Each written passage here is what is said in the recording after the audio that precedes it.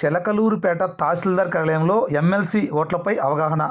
ఇక పూర్తి సమాచారం మేరకు కృష్ణా గుంటూరు పట్టభద్రుల ఎమ్మెల్సీ ఎన్నికలకు సంబంధించి పల్నాడు జిల్లా చిలకలూరిపేట నియోజకవర్గంలో త్వరలో జరగనున్న ఎన్నికలకు సంబంధించిన ఓటర్ల నమోదు ప్రక్రియపై రాజకీయ పక్షాలతో ఎన్నికల సంఘం అధికారులు స్థానిక తహసీల్దార్ కార్యాలయంలో అవగాహన కార్యక్రమాన్ని శనివారం మధ్యాహ్నం 3 గంటల సమయంలో భాగంగా నిర్వహించడం జరిగింది.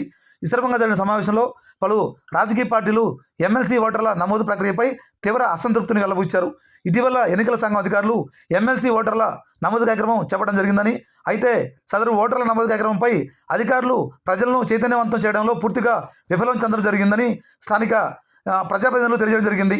ఎమ్మెల్సీ ఓటర్ల నమోదుకు అర్హతలకు సంబంధించి విషయంలో ఓటర్లకు దరఖాస్తుల పరిశీలన విషయంలో అర్హతల నియమావళిపై బిఏలకు పూర్తిగా అవగాహన లేకపోవడంతో క్షేత్రస్థాయిలో పలు సమస్యలు ఉత్పన్నమవుతున్నాయని స్థానిక ప్రజాప్రతినిధులు మీడియాపూర్వకంగా తెలియజేయడం జరిగింది.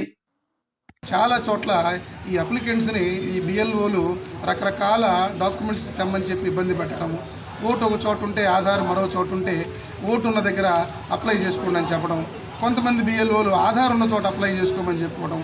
ఓవరాల్గా ఎక్కడైనా సరే మీరు కరస్పాండెన్స్ అడ్రస్ ఎక్కడైతే ఉన్నారో అక్కడ వాళ్ళు సబ్మిట్ చేసినటువంటి డాక్యుమెంట్ని తీసుకుని ఓటు ఇవ్వచ్చు. ఎందుకంటే 2 జిల్లాలలో ఎక్కడైనా కానీ సాధారణమైనటువంటి అడ్రస్కి సంబంధించినటువంటి ప్రూఫ్ను వాళ్ళు సబ్మిట్ చేస్తే 2 జిల్లాల్లో ఎక్కడైనా కానీ ఓటు ఇవ్వడానికి ఆస్కారం ఉంది. కాబట్టి దయచేసి మరి చాలా అప్లికేషన్లు రిజెక్ట్ అవుతున్నాయనేటువంటి సమాచారం రాజకీయ పార్టీలకు ఉంది. కాబట్టి ఇక్కడ మేము కూడా ఈ సమావేశంలో చాలా ఆందోళన వ్యక్తం చేశాం.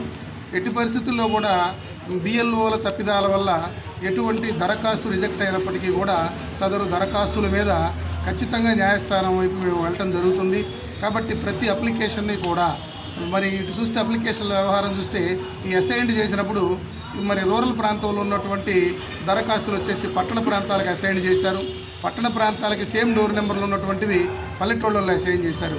ఇవన్నీ కూడా వాళ్ళ ఒక క్రమ పద్ధతిలో వీళ్ళంతా కూడా మరలా ఏ ప్రాంతంలో అయితే ఒరిజినల్గా ఉంటున్నారో వాటికి రీఅసైన్ చేయడం కానీ అలాంటివన్నీ చూసుకొని చేయాలి. కానీ వాటిని బ్లంట్గా రిజెక్ట్ చేస్తే ఖచ్చితంగా ఎవరైతే మరి అప్లికేషన్ను తిరస్కరణకి గురవుతుందో వాళ్ళ చేత ఖచ్చితంగా మేము న్యాయస్థానానికి వెళ్ళేటువంటి పరిస్థితి ఉంటుంది. కాబట్టి అధికారులు ఈ 2-3 రోజుల్లోనైనా సరే ప్రతి అప్లికేషన్ని కూడా రిజెక్షన్కి గురి కాకుండా సదరు డాక్యుమెంట్స్ ఏవైతే ఉంటావో ఉన్నటువంటి డాక్యుమెంట్స్ తోటి మరి వాళ్ళకి ఓటు ఇచ్చే విధంగా మరి వాళ్ళ ఓటును కాపాడే విధంగా చర్యలు తీసుకోవాలా.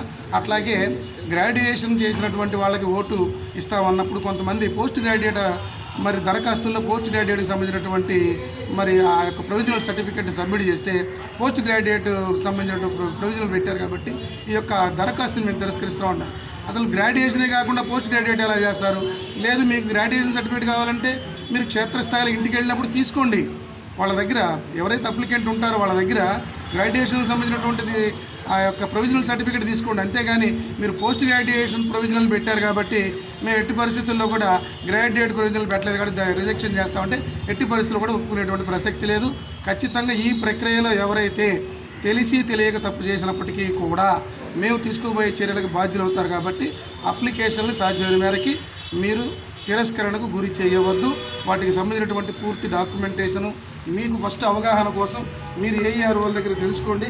ఏఈఆర్ఓలు తెలియకపోతే ఆర్ఓకి తెలుసుకోండి.